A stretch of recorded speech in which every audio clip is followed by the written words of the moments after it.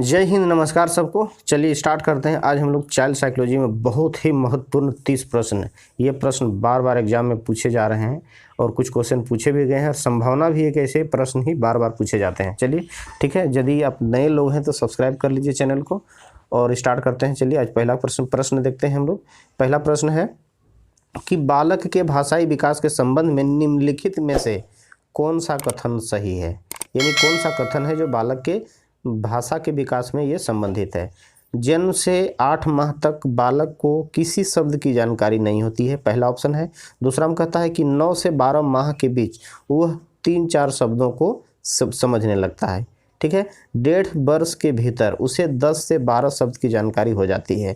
ठीक है, तो यह कथन जो होता है बालक के भाषा के विकास से संबंध है और इसमें से पहला भी संबंधित है, दूसरा तीसरा यानी उपरोक्त में से सभी इसका आंसर होगा। क्वेश्चन नंबर 2 में देखते हैं, निम्नलिखित में से कौन सा विकास की विशेषता है। यानी डेवलपमेंट का कौन सा इसमें विशेषता है। विकास एक निरंतर प्रक्रिया है, एकदम सही है। थ्योरी में हम लोग पढ़े थे डेवलपमेंट के थ्योरी में, जिसमें से कहा था कि विकास जो होता है development is a continuous process, यह निरंतर चलता है।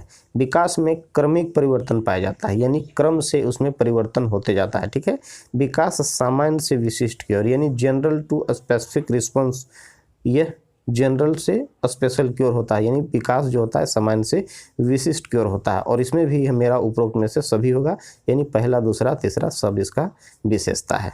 क्वेश्चन नंबर 3 में देखिए, बालक के विकास प्रक्रिया के आंतरिक कारक में से कौन सा शामिल नहीं है। यानी इंटरनल फैक्टर इसमें से कौन नहीं है। देखिए, विकास एक आनुवंशिक कारक, इसमें आंतरिक कारक ये है।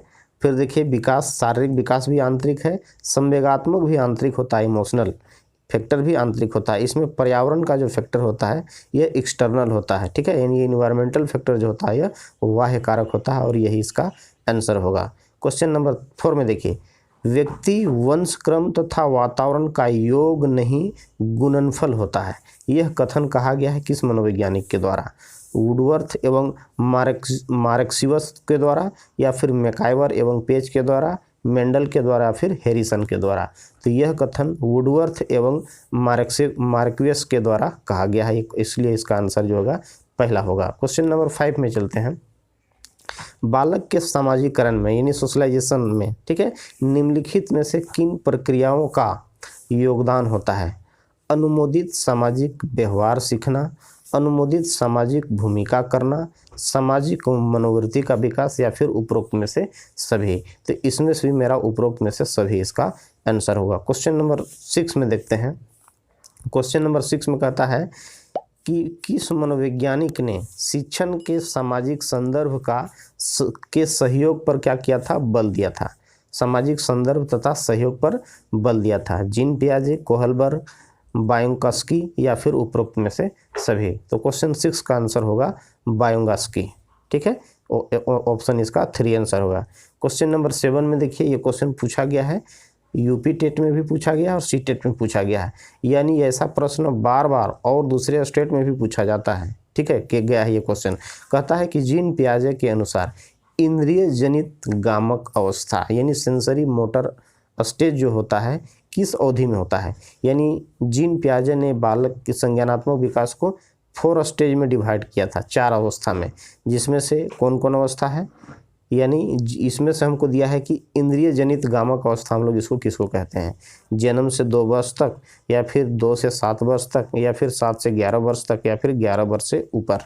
ठीक है, तो यहाँ पर कहा गया है कि इंद्रिय जनित गामक अवस्था जो होता है 0 से 2 वर्ष, यानी जन्म से लेकर के 2 वर्ष तक की अवस्था को हम लोग सेंसरी मोटर स्टेज यानी इंद्रिय जनित गामक अवस्था कहते हैं। क्वेश्चन नंबर 8 में देखिए, प्रगतिशील शिक्षा की अवधारणा का विकास किस मनोवैज्ञानिक ने किया था। ठीक है, तो यहाँ पर देखते हैं कि जीन पियाजे, गिजू भाई, जॉन डीवी, इनमें से कोई नहीं। तो प्रगतिशील शिक्षा की अवधारणा का विकास जॉन डीवी ने किया था। क्वेश्चन नंबर 9 में देखते हैं, कई प्रकार के कौशलों में निपुण होना क्या कहलाता है। यानी मान लिया जाए कि कोई बच्चा विभिन्न प्रकार के कौशल से वह निपुण है, तो उसको हम लोग क्या कहेंगे। बुद्धि मापन नहीं, बुद्धि लब्धि नहीं, बुद्धि परीक्षण नहीं, यानी उसको हम लोग क्या बोलते हैं, मल्टी डायमेंशनल इंटेलिजेंस यानी बहुआयामी बुद्धि में निपुण होना वैसे बालक को कहते हैं। क्वेश्चन नंबर 10 में देखिए, सृजनात्मकता यानी क्रिएटिविटी के विषय में निम्न में से कौन सा कथन सही है। सृजनात्मकता लक्ष्य निर्देशित होती है, एकदम सही है। सृजनात्मकता में व्यक्ति कुछ नया या भिन्न चीज की रचना करता है, एकदम सही है। फिर देखिए, सृजनात्मकता को रचनात्मकता का चिंतन कहा जाता है, यह भी कथन सही है। यानी उपरोक्त में से सभी इसका आंसर होगा। क्वेश्चन नंबर 11 में देखिए, भाषा ध्वनियों द्वारा मानव के भावों की अभिव्यक्ति है। यह कथन कहा गया है किस मनोवैज्ञानिक के द्वारा। स्वीट के द्वारा, डमविल के द्वारा, फ्राइड के द्वारा या फिर हर्लक के द्वारा। तो याद रखिएगा कि भाषा ध्वनियों द्वारा मानव के भावों की अभिव्यक्ति है और यह कथन स्वीट के द्वारा कही गई है। नेक्स्ट क्वेश्चन 12 की ओर चलते हैं। व्यक्तिगत विभिन्नता यानी इंडिविजुअल डिफरेंस का सर्वप्रथम किस मनोवैज्ञानिक ने प्रारंभ किया था, यानी सबसे पहले इसको कौन प्रारंभ किया था। कैटिल ने, गाल्टन ने, स्किनर ने या इनमें से कोई नहीं। तो याद रखेंगे व्यक्तिगत विभिन्नता का सर्वप्रथम प्रारंभ करने वाला मनोवैज्ञानिक है गाल्टन। आंसर 2 होगा। क्वेश्चन नंबर 13, शिक्षण प्रतिमान में मूल्यांकन का कार्य प्रति उत्तर प्राप्त करना ही है और यह कथन कहा गया है किसके द्वारा। ग्लेसर के द्वारा, गाल्टन के द्वारा, रेमर्स के द्वारा या फिर गेज के द्वारा। तो यह कथन जो कही गई है यह ग्लेसर के द्वारा कही गई है। क्वेश्चन नंबर 14 में, दृष्टि दोष वाले छात्रों के लिए यानी दृष्टि दोष यानी जो देखने में अक्षम है वैसे बालकों के लिए उभरे अक्षरों की छपाई विधि का आविष्कार किसने किया था। यानी उभरे अक्षर की छपाई विधि का आविष्कार कौन विद्वान ने किया था। डमलिन ने, स्वीट ने, गाल्टन ने, फिर ब्रेल ने। तो याद रखेंगे इसको किसने कहा था, ब्रेल ने, और इसने ब्रेल लिपि का आविष्कार किया था जिसमें उभरे हुए छपाई के अक्षर अंकित होते हैं। आगे चलते हैं क्वेश्चन नंबर 15 में, मंद बुद्धि वाले बालकों के लिए निम्नलिखित में से कौन सा सिद्धांत उपयोगी है। ठीक है, यानी जो बालक मंद बुद्धि वाले हैं इसमें से दिया गया कौन सा सिद्धांत उसके लिए सबसे ज़्यादा उपयोगी है यानी उपयोगी है। थॉर्नडाइक का सिद्धांत, अंतःदृष्टि का सिद्धांत, क्रिया प्रसूत सिद्धांत या फिर पुनर्वलन सिद्धांत, रेनफोर्समेंट थ्योरी। तो यहाँ पर मंद बुद्धि वाले बालकों के लिए जो होता है थॉर्नडाइक का सिद्धांत बहुत उपयोगी होता है। क्वेश्चन नंबर 16 में, अधिगम अक्षमता वाले छात्र की अक्षमता दूर करने में किसकी भूमिका महत्वपूर्ण हो सकती है। शिक्षकों की महत्वपूर्ण भूमिका हो सकती है, अभिभावकों की महत्वपूर्ण भूमिका होती है, विद्यालय के चिकित्सकों को की भी महत्वपूर्ण भूमिका होती है। यानी उपरोक्त में से सभी इसका आंसर होगा। क्वेश्चन नंबर 17 में चलते हैं।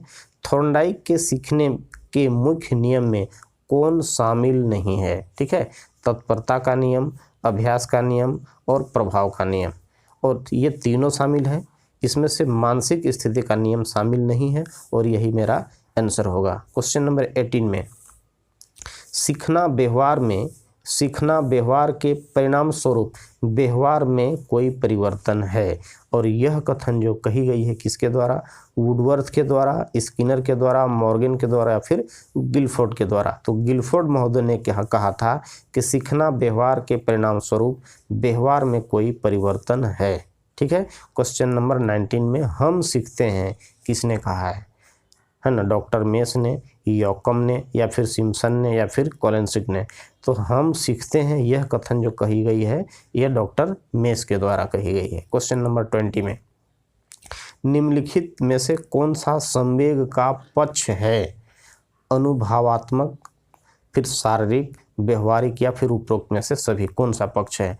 तो याद रखेंगे कि यहाँ पर संवेग का पक्ष अनुभवात्मक भी होता है, शारीरिक भी होता है, व्यवहारिक भी होता है, यानी इसका आंसर उपरोक्त में से सभी होगा। क्वेश्चन नंबर 21, प्रेरणा शब्द का मनोवैज्ञानिक अर्थ है, यानी जो मोटिवेशन है उसका मनोवैज्ञानिक अर्थ क्या है।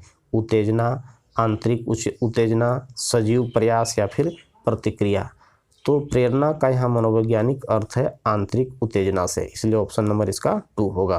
क्वेश्चन नंबर 22, प्रेरणा कार्य को प्रारंभ करने, जारी रखने और नियमित करने की प्रक्रिया है। यानी प्रेरणा जो होता है किसी कार्य को प्रारंभ करने में, जारी रखने में और नियमित करने की एक प्रक्रिया है।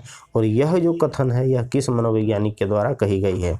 वुडवर्थ होगा, यहाँ वुडवर्थ लिखा गया है, वुडवर्थ, लावेल है ना, एवेरिल या फिर गुड। तो यह जो कहा गया है वुडवर्थ के द्वारा कहा गया है। ठीक है। नेक्स्ट क्वेश्चन 23 में चलते हैं, जो कि यह क्वेश्चन सीटेट 2011 में पूछा गया है। विकास कभी न समाप्त होने वाली प्रक्रिया है, यह विचार किससे संबंधित है? यानी विकास का जो थ्योरी है, डेवलपमेंट थ्योरी हम लोग पढ़े थे प्रिंसिपल ऑफ डेवलपमेंट में, उसमें कौन सा प्रिंसिपल था, कौन सा थ्योरी था, कौन सा सिद्धांत था जिसमें यह कही गई है कि क्या विकास कभी न समाप्त होने वाली प्रक्रिया है? तो कभी न समाप्त होने वाली प्रक्रिया नाम से ही है, यानी जो लगातार चलेगा, सतत चलेगा, निरंतर चलेगा, कंटिन्यूअस चलेगा। तो ऐसा कौन होगा यहाँ? अंतः संबंध का सिद्धांत से नहीं, यह किससे होगा? निरंतरता के सिद्धांत से यह कथन जो सही है। ठीक है, एकीकरण भी नहीं होगा, यानी थ्योरी ऑफ इंटीग्रेशन भी नहीं होगा, या फिर यहाँ पर अंतःक्रिया का सिद्धांत भी इसका आंसर नहीं होगा। क्वेश्चन 24 में निम्नलिखित में कौन सा कथन सत्य है? ठीक है, लड़के अधिक बुद्धिमान होते हैं, लड़कियां अधिक बुद्धिमान होती है, बुद्धि का लिंग के साथ कोई संबंध नहीं होता है, सामान्यतः लड़के लड़कियां से अधिक बुद्धिमान होते हैं। ठीक है, तो यह कथन जो होता है इसमें से तीसरा संबंध होगा, ये लड़का हो या लड़की, बुद्धि का यहाँ पर लिंग पर उसका कोई संबंध नहीं होता है। ठीक, ये दोनों तेज हो सकते हैं, दोनों बुद्धिमान हो सकते हैं, या फिर दोनों मंदबुद्धि वाले भी हो सकते हैं। ठीक है, ऑप्शन इसका 3 होगा। क्वेश्चन नंबर 25, बच्चों में नैतिकता की स्थापना के लिए सबसे उत्तम मार्ग क्या है, यानी सर्वोत्तम मार्ग क्या है? यानी बच्चा में जो मॉरल डेवलपमेंट, नैतिकता का जो विकास होगा, उसके लिए कौन सा सबसे उत्तम मार्ग है? उन्हें धार्मिक पुस्तक पढ़ाना चाहिए, ऐसा जरूरी नहीं है। शिक्षक का आदर्श रूप में व्यवहार करना चाहिए, ये आंसर हो सकता है। उनका मूल्य शिक्षा पर मूल्यांकन करना, नहीं होगा ये। आगे देखिए, उन्हें प्रातःकालीन सभा में उपदेश देना, ये भी नहीं होगा। यानी इसका आंसर क्या होगा? दूसरा होगा। यानी नैतिकता का विकास के इन चारों ऑप्शनों में से सबसे उत्तम मार्ग है शिक्षक का आदर्श रूप में व्यवहार करना। नेक्स्ट क्वेश्चन चलते हैं 27 में। एक बच्चे की कॉपी में लिखने में विपरीत छवियां, जैसे दर्पण छवि आदि जैसी गलतियां होती है, ठीक है, या मिलती है, तो इस प्रकार के बच्चे जो है वह किस प्रकार का लक्षण को प्रदर्शित करता है? अधिगम असुविधा का, या अधिगम अशक्तता का, या फिर अधिगम में कठिनाई का, या फिर अधिगम की समस्या का? तो यहाँ याद रखेंगे, इस प्रकार की बच्चा में अधिगम अशक्तता जिसको कहेंगे, अक्षमता, ठीक है, अधिगम अक्षमता को वह प्रकट करता है, अशक्तता को प्रकट करता है। 28 क्वेश्चन में देखिए, निम्न में से कौन सा कौशल संवेगात्मक बुद्धि से संबंधित है, यानी इमोशनल इंटेलिजेंस से संबंधित है? याद करना, गतिक प्रकरण, विचार करना, या फिर सहानुभूति देना? तो यहाँ पर याद होगा, कौशल जो होता है संवेगात्मक बुद्धि से होगा, सहानुभूति देना इसका आंसर होगा। क्वेश्चन नंबर 29 कहता है कि राष्ट्रीय पाठ्यचर्या की रूपरेखा, यानी NCF 2005 के आधारभूत सिद्धांतों में से निम्नलिखित में से कौन शामिल नहीं है? ठीक है, अच्छी बाह्य परीक्षाओं का आयोजन करना, रटने को महत्व प्रदान न करना, पुस्तकों से विशिष्ट ज्ञान प्राप्त करना, ज्ञान को वास्तविक जीवन से जोड़ना। यहाँ पर ये क्वेश्चन होगा, रटने के महत्व को प्रदान करना होगा, यहाँ पर न जो होता है ये नहीं होगा यहाँ। ठीक है, तो यहाँ क्या होगा? रटने के महत्व को प्रदान करना। और यहाँ पर कह रहा है क्या इसमें सम्मिलित नहीं है, इसलिए इसका आंसर जो होगा मेरा दूसरा होगा, यानी उसके रटने के महत्व पर हमको नहीं देना है। ठीक है, यानी रटना यहाँ न होना चाहिए। ठीक है, यहाँ पर मिस्टेक था ये टाइपिंग में। चलिए इसका आंसर ये होगा। क्वेश्चन 30 है, लास्ट क्वेश्चन कहता है कि शिक्षा अधिकार अधिनियम 2009 में एक अध्यापक को निम्न में से किस उत्तरदायित्व, यानी किस दायित्व को पूरा करना होगा? ठीक है, यानी RT एक्ट 2009 में एक टीचर को, एक अध्यापक को निम्नलिखित जो ऑप्शन दिया हुआ है इसमें से किस दायित्व को पूरा करना होगा? विद्यालय में नियमित रूप से समय पर उपस्थित रहना होगा, एकदम सही है। पाठ्यक्रम का संचालन कर पूरा करना होगा, ये भी एकदम सही है। कहता है संपूर्ण पाठ्यक्रम को निर्धारित समय पर पूरा करना होगा, ये भी सही है। यानी उपरोक्त में से सही सभी इसका आंसर होगा। ठीक है, चलिए अच्छा लगा तो कृपया जरूर सब्सक्राइब करें, दोस्तों के बीच शेयर करें, और इसी तरह का इंपॉर्टेंट क्वेश्चन लेके हम आपके बीच आते रहेंगे और आपका टेट का तैयारी अच्छा से हो जाएगा। ओके।